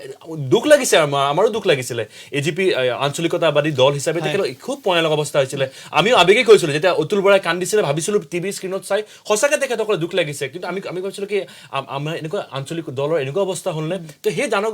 সেই যোনটো দুখ লগা আমাৰ পৰিৱেশ অসমৰ মানুহৰ যোনটো আৱেগ সেই আৱেগটো তেখেতসকলে নিজৰ ভোটলৈ কনভাৰ্ট কৰাটো আঞ্চলিক দল হিচাপে ৰাজনৈতিক দল হিচাপে তেখেতসকলৰ দায়িত্ব আছিলে সেইটোত কিন্তু তেখেতসকলে সম্পূৰ্ণভাৱে তেখেতৰ ব্যৰ্থ হ'ল আৰু পৰৱৰ্তী সময়ত কি দেখিলোঁ তেখেতসকলে পঞ্চায়ত নিৰ্বাচনত তেখেতৰ অৱতীৰ্ণ হ'ব নোৱাৰিলে অলপ বেয়া তেখেতৰ ফলাফল হ'ল তাৰ পৰৱৰ্তী সময়ত কি ক'লে কি নাই ৰাজনৈতিক দলত নহয় অসম চুক্তিকে তেখেতসকলে নাকচ কৰা আৰম্ভ কৰি দিলে তেখেতসকলে ক'লে কি নাই আমি ইতিমধ্যে 2014 লওঁ তেতিয়া আমি ভাবিলোঁ কি তেখেতৰ এনেকুৱা যদি এজিপিয়ে কথা কোৱা আৰম্ভ কৰিলে তেনেহ'লে অতুল বৰা সদৌ অসম ছাত্ৰ সন্থাৰ এটা পবিত্ৰ আসনখনত বহি গৈছে তেখেতৰ নিচিনা নেতাই যদি এনেকুৱা কথা কয় তেতিয়া আমি এজিপিক কি কাৰণত আমি আঞ্চলিক দল হিচাপে কওঁ তো সেইবাবে আমি সেইদিনাখনে এজিপি যে আঞ্চলিক দল হয় এতিয়া কৈ আছে নিৰ্বাচন আহিছে তেখেতসকলে এজিপি আঞ্চলিক দল কিন্তু সেইদিনাখনে আপোনালোকে আঞ্চলিক দলৰ যোনটো চৰিত্ৰ সেইদিনাখন হেৰাইছে এতিয়া আহোঁ পৰৱৰ্তী আমাৰ যি ৰাজনৈতিক দল যদি গঠন হ'ব ইতিমধ্যে প্ৰক্ৰিয়া চলি আহিছে বিভিন্ন ৰাজনৈতিক দল হৈ আছে অসমত এতিয়া ক'ব নাযাওঁ যে এতিয়া সেইদিনা আমি টিভি স্ক্ৰীণত চালোঁ কোনোবা হিন্দু বাংলাদেশী তেখেতসকলক বা হিন্দু যিসকল বেংগলী আছিলে তেখেতসকলেও ৰাজনৈতিক দল গঠনৰ প্ৰক্ৰিয়া তেখেতসকলেও আৰম্ভ কৰিছে টিভি স্ক্ৰীণত দেখিছোঁ সংবাদ মাধ্যমত দেখিছোঁ মানে কি বিজেপিয়ে যিসকলক আনিব বিচাৰিছিলে তেখেতসকলেও বিজেপিক লৈ পেলাই তেখেতসকল সুখী নহয় সেইবাবে কওঁ যে সেইবাবে আমি কি হ'ব আঞ্চলিক দলৰ প্ৰয়োজন আছে আৰু এটা কথা ভাবোঁ যে বৰ্তমান সময়ত যদি আমি অলপ সময়ৰ কাৰণেও সেই আঞ্চলিক দল বা গঠন হ'ব যি প্ৰক্ৰিয়া চলে সেইখিনি আঁতৰাই দিওঁ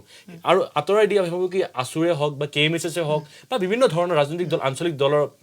যি কথা চলি আছে সেইখিনি অলপ সময়ৰ কাৰণে আঁতৰাই যদি আমি এই 21ৰ যি নিৰ্বাচন সেই নিৰ্বাচনৰ যদি EVMৰ সন্মুখত যদি আমি থিয় হওঁ আমি সেই থিয় হৈ থকা যদি আমি ভোট মৰাৰ সময়ত যদি আপুনি নিজক যদি অলপ সময়ৰ কাৰণে যদি ভাবে কাক ভোট দিওঁ আপোনাৰ হাতটো অলপ সময় কঁপিব সেইবাবে আঞ্চলিক দলৰ প্ৰয়োজন বুলি মই ভাবোঁ সেইবাবে আমাৰ নতুন আঞ্চলিক ৰাজনৈতিক দলৰ কথা যে ইতিমধ্যে আৰু সেই কথাখিনি আমাৰ মাজত মানে ৰাইজৰ মাজত এইখিনি আলোচনা হৈছে গাঁৱে আলোচনা হৈছে সেইবাবে ৰাজনৈতিক দলৰ যি পোষকতা সকলোৱে কৰি আছে সেইবাবে ভাবোঁ আৰু এটা কথা কওঁ যে সদৌ অসম ছাত্ৰ সন্থা হওক বা যিকোনো আমাৰ অসম জাতীয়তাবাদী যুৱ ছাত্ৰ পৰিষদ যোৱা 19 আগষ্টত তেখেতসকলে সংবাদ মাধ্যমত ইতিমধ্যে কথা কৈছে আমাৰ মুখ্য উপদেষ্টা ডক্টৰ সমুজ্জ্বল কুমাৰ ভট্টাচাৰ্যই ইতিমধ্যে স্পষ্ট কৰিছে যে সদৌ অসম ছাত্ৰ সন্থা নিজৰ যি অৰাজনৈতিক চৰিত্ৰ সেইটো সদায় অক্ষুণ্ণ ৰাখিব আৰু এটা কথা আমি নিবিচাৰোঁ যে এই যি ৰাজনৈতিক দল গঠন হ'ব তাক লৈ যেনেকৈ এজিপি এদিন গঠন হৈছিলে সেই গঠন হোৱাৰ লগে আমিও এদিন সেই নতুন ৰাজনৈতিক দলৰ হৈ পেলাই আকৌ আন্দোলন কৰিব লাগে আৰু সেইবাবে আমি এতিয়া নতুন এটা আশা দেখিছোঁ আৰু নতুন প্ৰজন্ম হিচাপে এইটো বৰ্তমান সময়ত বিজ্ঞানসন্মত বা প্ৰযুক্তিবিদ্যাৰ যি যুগ সেই যুগত আমি ভাবোঁ যে অসমখনো ভাৰতৰ বিভিন্ন ৰাজ্যৰ লগত একেলগে ফেৰ মাৰিব পাৰক আৰু আমি ভাবোঁ যাৰ যে আঞ্চলিকতাবাদী যি ধাৰা সেই ধাৰা ভাৰতৰ সমগ্ৰ ৰাজ্যত এতিয়া তাৰ যি প্ৰভুত্ব বা তাৰ যিখিনি গুৰুত্ব সেইখিনি আছে তাৰ একদম সম্পূৰ্ণ একদম ভাল উদাহৰণ দিবলৈ গ'লে যোৱা বছৰ তাৰ আমি দেখোঁ যে YCR যি জগনমোহন ৰেড্ডী তাৰ তেখেতৰ নেতৃত্বত যি আঞ্চলিকতাবাদী এটা দল হৈ পেলাই যি একদম বিজেপিক পৰাভূত কৰিবলৈ তেখেতসকলে সক্ষম হৈছিলে আমি ভাবোঁ যে অসমতো তেনেকুৱা হ'ব কিন্তু অসমীয়া মানুহক বিশ্বাসত লৈ অসমীয়া মানুহৰ আগত তেখেতসকলে যদি কথাখিনি কয় কিন্তু 85ৰ পৰা আন্দোলন হ'ল অসম আন্দোলনৰ পিছত 85ত মুখ্যমন্ত্ৰী হ'ল প্ৰফুল্ল মহন্ত আকৌ 96 চনত প্ৰফুল্ল মহন্ত মুখ্যমন্ত্ৰী হ'ল দুবাৰকৈ শাসনলৈ আহিলে 2005 চনত IMDT আইন বাতিল কৰাৰ পিছত জাতীয় নায়ক পতা হ'ল অসমৰ মুখ্যমন্ত্ৰী আৰু একেখন আছুৱে এতিয়া প্ৰফুল্ল মহন্তক প্ৰতি অভিযোগ আনে আছুৱে এতিয়া সৰ্বানন্দ সোণোৱালৰ প্ৰতি অভিযোগ আনে আপুনি ভাবেনে আছু নেতৃত্বৰ গঠন হ'ব লগা নতুন ৰাজনৈতিক দলৰ নেতৃবৃন্দই সেই পূৰ্বৰ যিসকল লোকৰ প্ৰতি যি অভিযোগ অনা হয় সেই অভিযোগ নস্যাৎ কৰি এক শক্তিশালী আঞ্চলিক দল গঠন কৰি অসমৰ ৰাইজক আস্থা দিব পাৰিব বুলি আপুনি ভাবেনে এটা কথা ক'ব বিচাৰিছোঁ যে সদৌ অসম ছাত্ৰ সন্থাৰ নেতৃত্বই কেতিয়াও নাকচ কৰা নাই যে সৰ্বানন্দ সোণোৱাল আমাৰ নাছিলে প্ৰফুল্ল কুমাৰ মহন্ত আমাৰ নাছিলে বা তপন গগৈ আমাৰ নাছিলে আমি কেতিয়াও নাকচ কৰি অহা নাই তেখেতসকল আমাৰে এসময়ত নেতৃত্ব গ্ৰহণ কৰিছিল আমি তেখেতসকলৰ অধীনত তেখেতক কাম কৰিছিলোঁ তো কাম কৰা পৰৱৰ্তী সময়ত তেখেতসকলে খিলঞ্জীয়ৰ কথা কয় সেইখিনি কথা কৈছে তো সেইখিনি কথা যেতিয়া কথাখিনি হ'ল তেতিয়া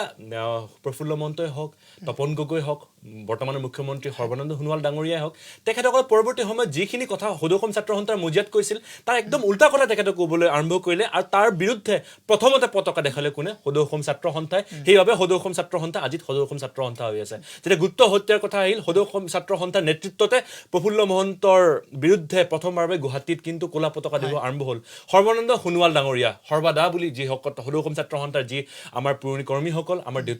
দেউতা বা আমাৰ যিসকল অভিজ্ঞ ব্যক্তিসকল আছিলে সদৌ অসম ছাত্ৰ সন্থাৰ মজিয়াত আমাৰ জ্যেষ্ঠসকল তেখেতসকলে সৰ্বাদা বুলি কৈছিলে জাতীয় নায়ক বুলি আমি গণ্য কৰিছিলোঁ কিন্তু প্ৰথমবাৰৰ বাবে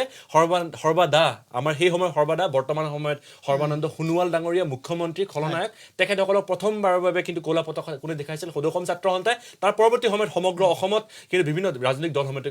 কৰি ৰাখিছে সেইবাবে কওঁ যে সদৌ অসম ছাত্ৰ সন্থাই নিজৰ যি নীতি আদৰ্শ যিখিনি দৰ্শন সেই তাক লৈ কেতিয়াও আপোচ কৰা নাই আৰু ভৱিষ্যতলৈও নকৰে প্ৰাঞ্জলৰ কাষলৈ আহিব বিচাৰিছোঁ যে বহুতা বিভক্ত ৰাজনৈতিক দলে এতিয়াৰ যি শাসনাধিষ্ঠ চৰকাৰখনক সহায় নকৰিবনে হয় নিঃসন্দেহে আমি একলগ হ'ব লাগিবই যে আমি সকলো একলগ হ'ব নোৱাৰোঁ সকলো আঞ্চলিক শক্তিক বিশ্বাস কৰা সকলো যদি ৰাইজ একলগ হ'ব নোৱাৰে তেতিয়াহ'লে বিজেপিক পৰাভূত কৰাটো হয়তো এই সময়ত কঠিন যাওঁ যদি বৰ্তমান সময়ত আমি দেখিছোঁ যে বিভিন্ন ৰাইজে কৈ আছে যে কা আন্দোলন আৱেগৰ বশৱৰ্তী হৈ কৰা আন্দোলন কিন্তু আমি দেখিছোঁ যে কা আন্দোলন যদি 50 লাখ অসমৰ যদি 50 লাখ মানুহ যদি কা আন্দোলন কৰিছে আৰু তাৰ যদি 10 লাখ মানুহে যদি ভাবিছে নাই আমি অসমখন ঠিক কৰিম আমি অসমত এক জাতীয়তাবাদী অসমখন এক জাতীয়তাবাদী শক্তিশালী কৰিম আমি ইয়াত যদি সেই মানুহখিনিক যদি সঠিক বাদ যদি দিব পৰা নাযায় যদি 10 লাখ মানুহক যদি সঠিক ৰাস্তা দিয়াৰ কাৰণে যদি এটা আঞ্চলিক দল নহয় তেনেহ'লে সেই 10 লাখ মানুহৰ অনাগত আৰু বহু বছৰলৈকে পিছ পৰি যাব আৰু তেওঁলোকৰ যি অসম প্ৰেমৰ যি তেওঁলোকৰ যি মনত যি এক জাতি প্ৰেম যি জাগি উঠিছে সেই জাতি প্ৰেম হয়তো নাথাকিব আৰু তেওঁলোকে হয়তো ভাবিব যে এনেকুৱা হয়তো হৈয়ে থাকে আমি কি কৰিম গতিকে সেই মানুহখিনিৰ জাতি প্ৰেমক পুনৰ জগাই তুলিবৰ কাৰণে আমাৰ লগা হ'লে বিধায়ক জিকক বা নিজিকক বা আমাৰ MP জিকক বা নিজিকক সেই যিখিনি মানুহৰ মনত জাতি প্ৰেমী যিখিনি ভাৱ উঠি আহিছে সেই জাতি প্ৰেমখিনিক জগাই তুলিবৰ বাবে আঞ্চলিক দল লাগিব আৰু এই আঞ্চলিক দল গঠনৰ ইতিমধ্যে যিসমূহ চেষ্টা কৰা হৈছে সেই সকলো শক্তিকে আমাৰ আদৰণি আছে সকলো শক্তিৰ লগত আমি কথা বতৰা পাতিম আছু একলগ হওক KMSO একলগ হওক তাৰ লগতে যিসমূহ জাতীয় বা জনগোষ্ঠীয় দল সংগঠন আছে এই সকলোখিনি একলগ হওক আৰু আমি দেখিছোঁ যে এতিয়া বিভিন্ন নেতাগৈ এতিয়া বিজেপিত জইন কৰিছে বা বিভিন্ন নেতাগৈ কংগ্ৰেছত জইন কৰিছে আমি বৰ্তমান সময়ত দেখিছোঁ গতিকে তেওঁলোকৰ প্ৰকৃত চৰিত্ৰ আচলতে সেইসময়ত ওলাই পৰিছে কাৰণ কা আন্দোলনৰ সময়ত আমি যেতিয়া দেখিছিলোঁ যে কংগ্ৰেছে যদি গুৱাহাটীত যদি কাৰ যদি বিৰোধিতা কৰে আকৌ কিন্তু একেটা সময়তে কিন্তু সুস্মিতা দেৱে কিন্তু আকৌ বৰাকত কাৰ সমৰ্থন কৰে গতিকে তেনেকুৱা এটা দুমুখীয়া চৰিত্ৰৰ আৰু IMDT আইন বাতিলৰ বাবে যি AIDF দলৰ গঠন হৈছে সেই AIDF দল আৰু কংগ্ৰেছে একলগ হৈছে আৰু তেওঁলোকৰ পক্ষত গৈ কিছুমানে যোগদান কৰিছে কিছুমানে বিজেপিৰ পক্ষত গৈ যোগদান কৰিছে যিগৰাকী যতীন বৰাই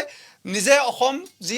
Assam Film Finance and Development কৰ্পৰেশ্যনৰ তেওঁ যেতিয়া চেয়াৰমেন হৈছিলে তেতিয়া আমি দেখিছোঁ যে অসমত বহুকেইখন চিনেমা তাত ৰিলিজ হৈছে অসমীয়া মাধ্যমত বহুকেইখন চিনেমা ৰিলিজ হৈছে কিন্তু তাৰ ভিতৰত কিন্তু অকল 3খনে কিন্তু অসমত চলিছিলে ৰত্নাকৰ মিছন চাইনা আৰু কাঞ্চনজংঘা বাকী ৰত্নাকৰ মিছন চাইনা আৰু কাঞ্চনজংঘাৰ কথাটো বাদে দিলোঁ কিন্তু ৰত্নাকৰখন চলিছিলে গতিকে যদি তেওঁৰে যদি ইমানে যদি সাংস্কৃতিৰ প্ৰতি তেওঁলোক যদি ইমান ধাউতি আছিলে যদি অসমীয়া ফিল্ম জগতৰ ইমানে যদি ধাউতি আছিলে তেনেহ'লে অসমত কিয় অসমৰ প্ৰতিটো হলত কিয় ডেইলি অসমীয়া চিনেমা নচলিল কিয় অসমীয়া চিনেমাৰ পৰিচালকসকলে আন্দোলন কৰিব লগা হ'ল যে আমাৰ চিনেমা অসমীয়া হলত নলগায় গতিকে সম্পূৰ্ণ তেওঁ নিজৰ কথা ভাবি সম্পূৰ্ণ তেওঁ এক নিজৰ ব্যক্তিগত স্বাৰ্থৰ বাবে বিজেপি দলত গৈ যোগদান কৰিছে গতিকে কংগ্ৰেছ AUDF বিজেপি এই তিনিওটা সাম্প্ৰদায়িক শক্তিক অসমৰ পৰা বিদায় দিব লাগিব হয়তো 21ত আমি দিবলৈ নোৱাৰিম 26লৈ চাম আমি 31লৈ চাম এদিন হ'লেও আমি সফল হ'ম কিন্তু এই বৰ্তমান যিখিনি যুৱক ওলাই আহিছে অসমৰ পক্ষত গতিকে সেইখিনিক আমি লগত ৰাখিবৰ কাৰণে আৰু তেওঁলোকৰ জাতি প্ৰেমটো দিনে দিনে প্ৰতি পলে জগাই ৰাখিবৰ কাৰণে আমি আপোচবিহীনভাৱে অসমৰ ৰাইজৰ পক্ষত থিয় হ'বই লাগিব আপুনি একগোট হ'ব লাগিব বুলি ক'ব একগোট হ'বই লাগিব আৰু এই আপোচবিহীন চৰিত্ৰৰে আমাৰ যি ৰাজনৈতিক দলৰ যি গঠনৰ যি প্ৰক্ৰিয়া আৰম্ভ হৈছে সেয়া আমি আগবঢ়াই লৈ যাম বুলি আমি আশা কৰিছো নিশ্চয় সময় শেষ হৈ আহিছে শেষ কৰিব লাগিব মই শেষৰটো প্ৰশ্ন ত্ৰিদীপ ভাগৱতী কাষলৈ আহিব বিচাৰিছোঁ বহুতো বিভক্ত ৰাজনৈতিক দল যদি গঠন হয় ৰাইজ বিভ্ৰান্ত নহ'বনে আপুনি শেষত কি ক'ব ৰাইজক মোৰ প্ৰথম আৰু শেষ কথাটো এইটো যে আমাৰ জাতিটোৰ ইমান বছৰে পোৱা প্ৰবঞ্চনা প্ৰতাৰণা আৰু বিশ্বাসঘাতকতাৰ ট্ৰেজেডিটোৰ পৰা উদ্ধাৰ কৰিবলৈ আমাক এটা আঞ্চলিক শক্তি লাগে আঞ্চলিক দল লাগে সুস্পষ্ট বাস্তৱসন্মত পৰিকল্পনা অৰ্থনৈতিক কৰ্মসূচী আৰু বাস্তৱসন্মত ৰূপৰেখা থকা এটা আমাক আঞ্চলিক শক্তি লাগে আৰু এই দুয়োটা সাম্প্ৰদায়িক শক্তি এফালে কংগ্ৰেছ AUDF এফালে বিজেপি এই দুয়োটা সাম্প্ৰদায়িক শক্তিৰ প্ৰভাৱত যিটো অসমীয়া জাতি নিশেষ হৈ যাবলৈ ওলাইছে সেই জাতিটোক উদ্ধাৰ কৰিবলৈ এটা আঞ্চলিক শক্তি লাগে এটা সাম্প্ৰদায়িক শক্তিক পৰাজিত কৰিবলৈ গৈ আন এটা সাম্প্ৰদায়িক শক্তিৰ বুকুচাত নুঠা এটা আমাক আঞ্চলিক শক্তি লাগে আৰু যিটো বহুতা বিভক্ত আঞ্চলিক শক্তিৰ কথা মই পুনৰ কৈছোঁ যে অসমৰ ৰাইজে গোটেই কথাবোৰ নিৰ্ধাৰণ কৰিব এতিয়াও নিৰ্বাচনলৈ সময় আছে আৰু মোৰ এইটোৱে আহ্বান যে প্ৰত্যেকটো এই দুয়োটা সাম্প্ৰদায়িক শক্তিৰ বিৰোধিতা কৰা এটাক পৰাজিত কৰিবলৈ গৈ আন এটা শক্তিৰ বুকুচাত নুঠা এই গোটেই চিন্তাটোৰে আগবাঢ়ি যোৱা এই গোটেই আদৰ্শটোৰে আগবাঢ়ি যোৱা অসমীয়া মানুহৰ এই ট্ৰেজেডিটোৰ পৰা অসমীয়া মানুহক উদ্ধাৰ কৰিবলৈ আগ্ৰহী প্ৰত্যেকবোৰ দল সংগঠনে একেলগে যদি কাম কৰে মই বিশ্বাস কৰোঁ এই আমাৰ এই সংগ্ৰামখন মোৰ মতে কিন্তু দীঘলীয়া 21ত যে গোটেই দলকেইটাই গৈ নিৰংকুশ সংখ্যা গৰিষ্ঠতা পাব মই সেই কথাটো বিশ্বাস নকৰোঁ কিন্তু মূল কথাটো এইটো যে অসমৰ বিধানসভাখনত আমাৰ কথাবোৰ ক'বলৈ দুজন মানুহ লাগে তিনিজন মানুহ লাগে সেই মানুহ তিনিজনক বিচাৰাটোৱে আচলতে বৰ্তমান সময়ত আটাইতকৈ অসমীয়া জাতিৰ পক্ষে আটাইতকৈ ডাঙৰ সময় গতিকে মোৰ কথাটো এইটোৱে যে ইয়াৰ মাজৰ পৰা 60জন বিধায়ক জিকি যাব নালাগে ইয়াৰ মাজৰ পৰা 126জন বিধায়কে আমাৰ হ'ব নালাগে কিন্তু এই যিখিনি মানুহ তেওঁলোকৰ নিৰ্বাচনী অংকৰ বাবে ভোট বেংকৰ অংকৰ বাবে তেওঁলোকে যে সজাই পৰাই কথাবোৰ কয় সেই মানুহখিনিৰ বিপৰীতে আমাৰ কথাবোৰ ক'বলৈ দুজনমান মানুহ লাগে দুজনমান নেতা লাগে প্ৰকৃত নেতা লাগে যিবিলাক মানুহে ভোট বেংকৰ কথা নভবাকৈ কোনো জাতি বা জনগোষ্ঠীক তুষামুত কৰাৰ কথা নভবাকৈ আমাৰ মূল সমস্যা জাতীয় অমীমাংসিত প্ৰশ্নবোৰৰ কথা ক'বলৈ পাৰিব আৰু যিহেতু সময় আছে অসমৰ ৰাইজে সিদ্ধান্ত ল'ব কিন্তু মূল কথাটো এইটো যদি কিবা কাৰণ একত্ৰিত নহয় তেতিয়াহ'লে ৰাইজ বিভ্ৰান্ত নহ'ব তাত সেই গোটেই কথাবোৰ নিৰ্বাচনী কথা সেই গোটেই কথাবোৰে নিৰ্বাচনী অংকৰ কথা এই দুয়োটা দলৰ এই কথাখিনি আচলতে মই কোৱাতকৈ আছু বা কৃষক মুক্তি সংগ্ৰাম কমিটিৰ নেতাসকলে বেছি ভালকৈ ক'ব কিন্তু মোৰ প্ৰশ্নটো এইটোৱেই মোৰ কথাটো এইটোৱে একেবাৰে স্পষ্ট কথাটো যে দুয়োটা সাম্প্ৰদায়িক শক্তিক পৰাজিত কৰিবৰ কাৰণে যিকোনো পন্থা নিজৰ আদৰ্শ আৰু চিন্তাবোৰৰ লগত একাকাৰ হৈ থাকি যিকোনো পন্থা গ্ৰহণ কৰিব লাগিব আৰু মূল কথাটো এইটো এটা সাম্প্ৰদায়িক শক্তিক পৰাজিত কৰিবলৈ গৈ আন এটা সাম্প্ৰদায়িক শক্তিৰ বুকুচাত নুঠা যিকোনো দলকেই এটা সুস্পষ্ট আদৰ্শ থকা সুস্পষ্ট অৰ্থনৈতিক কৰ্মসূচী থকা এটা দলক অসমৰ মানুহে আগুৱাই ল'ব আৰু আমাক সেই দলটোৱে এই গোটেই ট্ৰেজেডিটোৰ পৰা জাতিটোক উদ্ধাৰ কৰিব পাৰিব শেষৰটো প্ৰশ্ন মনজিত শৰ্মা 85ৰ পৰা এটা অভিযোগ আছে বিভিন্নজনে অভিযোগ কৰে যে আন্দোলন কৰে একাংশ নিজৰ স্বাৰ্থ সিদ্ধিৰ বাবে আপুনি কি বুলি ভাবে এইটো কথা ক'বলৈ গ'লে আচলতে ইতিহাসে সেইটো কৈছে কিন্তু আপুনি সেইবাবে সেই কথাবোৰ উত্থাপন হৈ থাকে সময়ে সময়ে কিন্তু ইতিহাসত আমাৰ বহুত এনেকুৱা আছে যে আন্দোলন কৰি পেলাই বহু লোক আছে আমি সমাজখনত আমি বিচাৰোঁ তেখেতসকলে অকল ৰাজনীতিভাৱে আন্দোলন কৰা নাই তেখেতসকলে কোনোবাই নিজৰ যদি আমাৰ যদি ছাত্ৰ সন্থাৰ প্ৰতি যদি পচাকি বুলি কওঁ ছাত্ৰ সন্থাৰ কথা মনলৈ আহে সেইবাবে ছাত্ৰ সন্থাৰ আদি যদি কওঁ ছাত্ৰ সন্থাৰ মানুহবোৰে কয় যে ছাত্ৰ সন্থাৰ নেতাসকলে আন্দোলন কৰি দিছপুৰগৈ পাহৰি যায় কিন্তু এটা কথা ক'বলৈ ইয়াৰ অকল 1% মানুহ ছাত্ৰ সন্থাৰ মজিয়াৰ পৰা তেখেতসকলে ৰাজনীতিত যায় বাকী যিসকল 99জন ব্যক্তি ছাত্ৰ সন্থাৰ তেখেতসকলে বিভিন্ন স্তৰত তেখেতসকলে নেতৃত্ব দি আহিছে সাংস্কৃতিক ক্ষেত্ৰত তেখেতসকলে কোনোবা প্ৰশাসনিক বিষয়া হৈছে কোনোবা যদি শিক্ষক হৈছে কোনোবা যদি খেতিয়ক হৈছে সকলো ক্ষেত্ৰত যদি আপুনি চাই কোনোবা সংবাদ মাধ্যমৰে কৰ্মী আজি বিভিন্ন সংবাদ মাধ্যমত তেখেতসকলে কাম কৰি আছে তো সেইসমূহ আমাৰ হাতত উদাহৰণ আছে যে এই যেতিয়া দিছপুৰৰ কথা কৈ দিয়ে তাৰ লগতে আমি 99জন মানুহৰ কথাও ক'বলৈ আজি নাম সহকাৰে ক'বলৈ আমাৰ কুণ্ঠাবোধ নকৰোঁ সেইবাবে চাগে আজি 85 চনৰ পিছতো কিন্তু 2020 ছাত্ৰ সন্থাৰ প্ৰাসংগিকতাটো এতিয়া অটুট আছে আৰু এটা কথা কওঁ আপুনি ত্ৰিদীপক যি কথা সুধিছিলে যে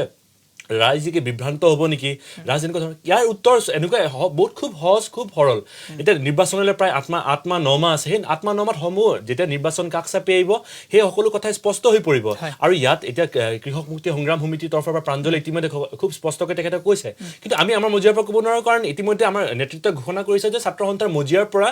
সদসম কোনো ৰাজনৈতিক দল গঠন নহয় ছাত্ৰ সন্থাৰ মজিয়াৰ পৰা কোনোবা যদি আমাৰ নেতৃত্ব ওলাই যায়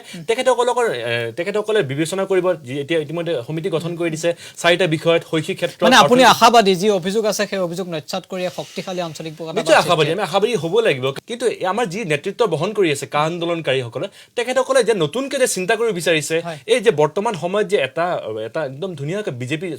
দল আছে কংগ্ৰেছ দল আছে বা